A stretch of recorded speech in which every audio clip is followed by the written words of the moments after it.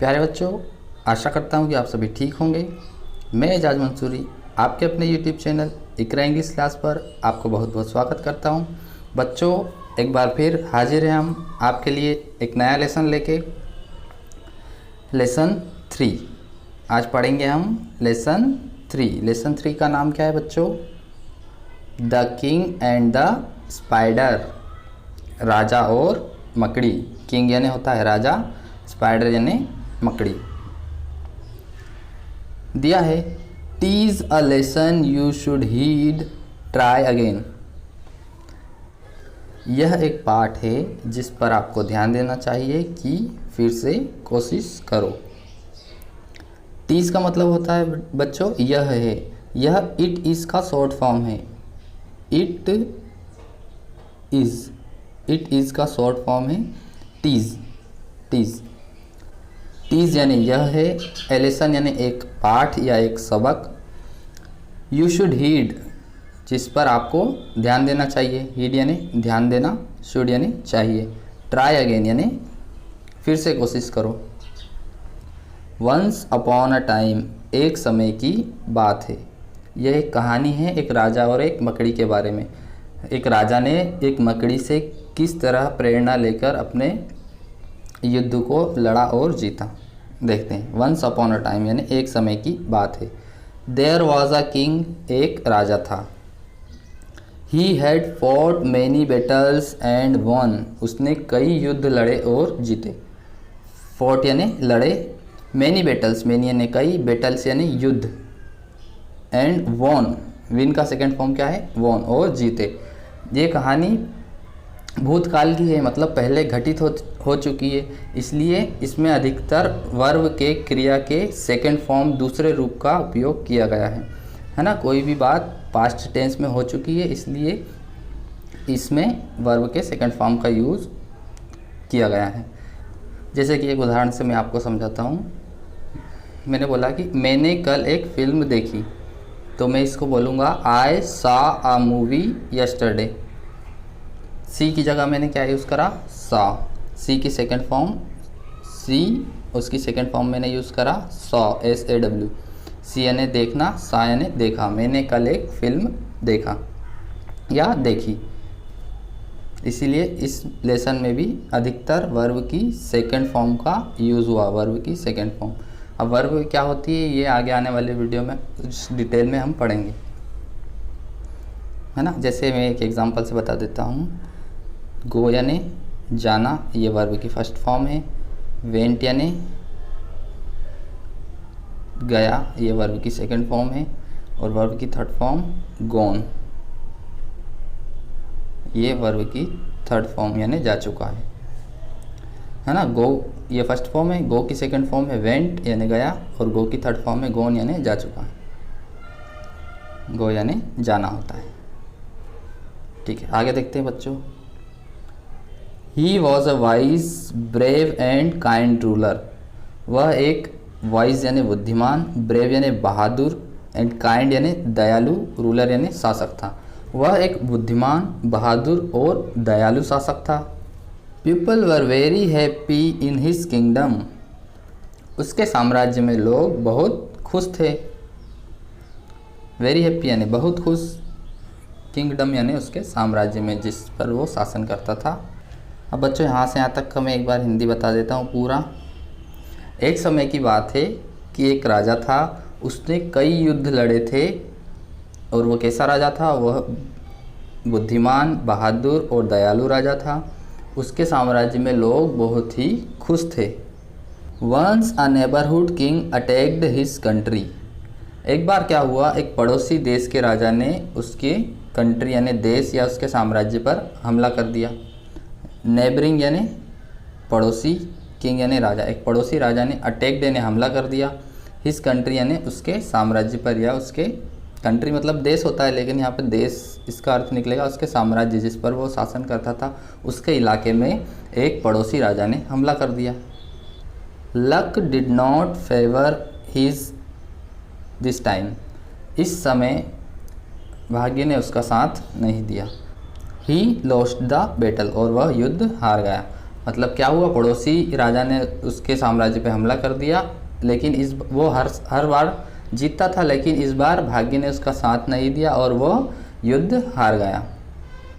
Many of his soldiers were killed and others ran away to save their lives. Many of his soldiers were killed, उसके बहुत सारे सैनिक मारे गए, and others ran away, और जो बचे थे वो भाग गए, to save their lives, अपनी जान बचाकर।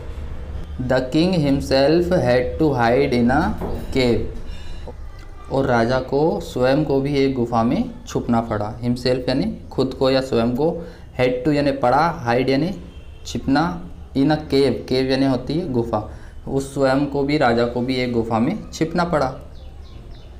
अब यहाँ से यहाँ तक क्या अर्थ हुआ हम देख लेते हैं एक बार पूरा हिंदी में। एक बार क्या हुआ, एक पड़ोसी राजा ने उसके साम्राज्य पर आक्रमण कर दिया। इस बार दुर्भाग्य से उसके भाग्य ने साथ नहीं दिया और वह युद्ध हार गया, और इस युद्ध में उसके बहुत सारे सैनिक मारे गए, और जो सैनिक बचे थे वो सब अपनी जान बचाकर भाग गए, और राजा को स्वयं को भी अपने आप को एक गुफा में छिपाना पड़ा।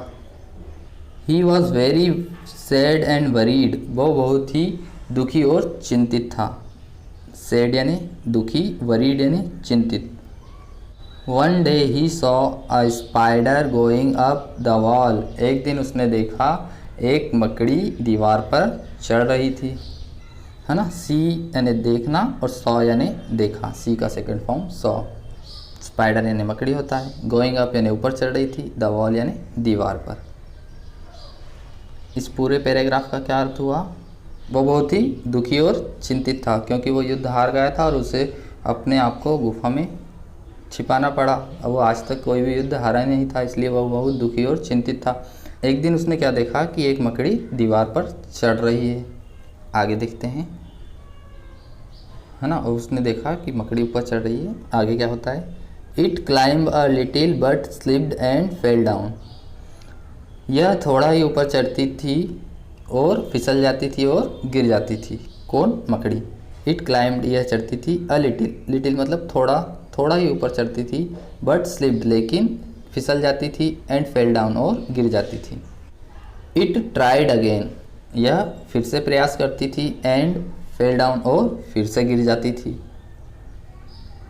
The spider did not give up, लेकिन मकड़ी ने हार नहीं मानी। It kept on trying and still kept falling, उसने कोशिश करना जारी रखा लेकिन फिर भी गिरती रही। It kept on trying, kept on यानी जारी रखना, ट्राइंग यानी कोशिश करना, उसने कोशिश करना जारी रखा। एंड स्टिल केप्ट फॉलिंग, फिर भी वह केप्ट फॉलिंग यानी गिरती रही, लगातार गिरती रही। दिस हैपन्ड मैनी टाइम्स, ऐसा कई बार हुआ। हैपन्ड यानी हुआ, मैनी टाइम्स यानी कई बार। कई बार क्या हुआ, वो चढ़ती लेकिन फिसल जाती, थोड़ा चढ़ती फिर फिसल जाती, लेकिन उसने कोशिश जारी रखी, उसने हार नहीं मानी, वह बार बार चढ़ती ही रही दीवार पर और फिसलती ही रही। At last the spider succeed in climbing the wall, अंततः वह मकड़ी दीवार पर चढ़ने में सफल हो गई। सक्सीडेड यानी सफल हुई, क्लाइंबिंग द वॉल दीवार पर चढ़ने में, एट लास्ट यानी अंत में, अंत में वह मकड़ी जो है दीवार पर चढ़ने में सफल हो गई। इस पूरे पैराग्राफ का अर्थ क्या हुआ देखते हैं बच्चों। अब राजा ने एक मकड़ी को दीवार पर चढ़ते हुए देखा। वह मकड़ी थोड़ा सा चढ़ती थी फिर फिसल जाती थी।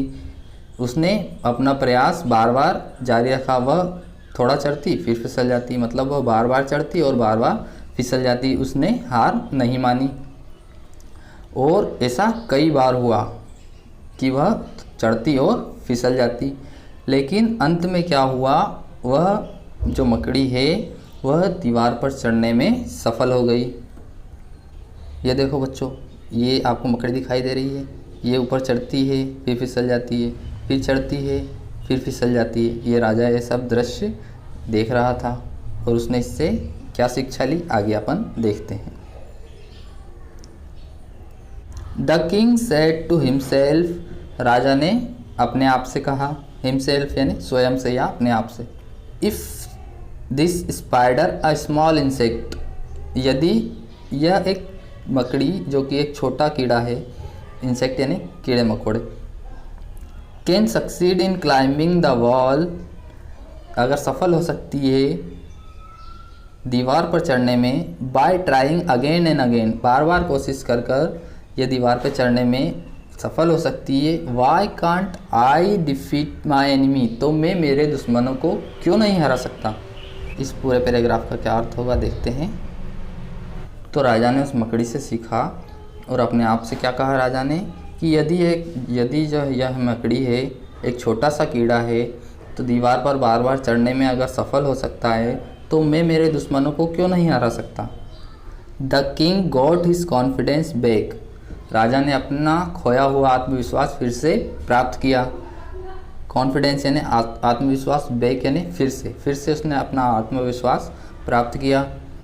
ही united his soldiers once again, उसने अपने सभी सैनिकों को फिर से इकट्ठा किया। यूनाइटेड यानी संगठित किया या इकट्ठा किया। एंड अटैक्ड हिज एनिमी, और उसके दुश्मनों पर हमला कर दिया। राजा के जो दुश्मन थे उन पर हमला कर दिया। सभी सैनिकों को एकत्रित कर इकट्ठा कर राजा के दुश्मनों पर हमला कर दिया। The battle continued for many days, युद्ध कई दिनों तक चला। कंटिन्यूड यानी लगातार चला, मैनी डेज यानी कई दिनों तक। And he finally defeated his enemy, और अंत में उसने उसके दुश्मनों को हरा दिया, मतलब राजा ने अपने दुश्मनों को हरा दिया। फाइनली यानी अंत में, डिफीटेड यानी हराया, हिज एनिमी यानी उसके दुश्मनों को, किसके मतलब राजा के। अब इस पूरे पैराग्राफ का क्या अर्थ हुआ हिंदी में देखते हैं एक बार। मकड़ी के इस बार बार प्रयास को देखकर राजा ने अपना आत्मविश्वास फिर से प्राप्त किया। उसने अपने सैनिकों को फिर से संगठित कर एकत्रित किया और दुश्मन पर हमला कर दिया। राजा के जो दुश्मन थे उन पर हमला कर दिया। और यह युद्ध कई समय तक चला, कई दिनों तक चला, और अंत में राजा ने उसके दुश्मनों को हरा दिया।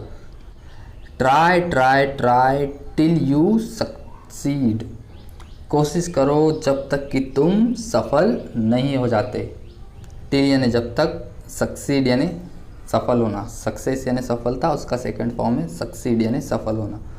तो बच्चों, इस कहानी से हमें यह शिक्षा मिलती है कि हमें कभी भी हार नहीं मानना चाहिए। अगर हम पहले प्रयास में सफल नहीं हो पा रहे हैं तो हमें अपना प्रयास रोकना नहीं चाहिए। हमें फिर से दूसरी बार, तीसरी बार और तब तक प्रयास करना चाहिए जब तक कि हमें सफलता नहीं मिलती, है ना। आपने देखा ना, मकड़ी एक बार गिरी तो उसने ये तो नहीं सोचा कि मैं चढ़ नहीं पाऊँगी दीवार पर। उसने फिर से प्रयास किया, फिर से वो चढ़ी, फिर से फिसल गई, फिर चढ़ी, फिर फिसल गई, लेकिन उसने हार नहीं मानी और अंत में वह ऊपर चढ़ने में, दीवार पर चढ़ने में सफल हो गई। इसी तरह राजा ने मकड़ी से सीखा कि जब यह एक छोटी मकड़ी, एक छोटा कीड़ा बार बार प्रयास कर अपने लक्ष्य में सफल हो सकती है, तो मैं अपने दुश्मनों को क्यों नहीं हरा सकता। तो उसने सभी अपने सैनिकों को इकट्ठा किया और दुश्मन पर हमला कर दिया और युद्ध को जीत लिया। जैसे कि मैं एक उदाहरण से आपको समझाता हूँ। यदि कोई प्रश्न आपको याद नहीं हो रहा है तो आप क्या कहते हैं, एक बार याद करते हैं, याद नहीं हुआ, आप दूसरी बार करते हैं, नहीं हुआ, तीसरी बार करते हैं, नहीं हुआ, तो आप उसको छोड़ देते हैं। आप सोचते हैं कि ये तो याद ही नहीं हो रहा है, इसको छोड़ देते हैं। तो आपको छोड़ना नहीं है, आपको तब तक प्रयास करना है जब तक कि आप उस प्रश्न को याद नहीं कर लें। इसलिए इस कहानी में यही बताया गया है कि तब तक प्रयास करो जब तक कि आप सफल नहीं हो जाते। तो बच्चों, उम्मीद करता हूँ कि आपको ये लेसन समझ में आया होगा। अगर आपको इसमें कुछ समझ में नहीं आया हो तो आप कॉल कर सकते हैं। नंबर है 7566562294। तो उम्मीद करता हूँ कि आपको वीडियो समझ में आया होगा। अगर वीडियो पसंद आया है तो वीडियो को लाइक कर दीजिए और चैनल को सब्सक्राइब कर लीजिए। इससे हमारे आगे आने वाले वीडियो आपको सबसे पहले मिल सकेंगे। बच्चों, आज के लिए इतना ही, मिलते हैं अगले वीडियो में। तब तक के लिए बाय बाय, टेक केयर।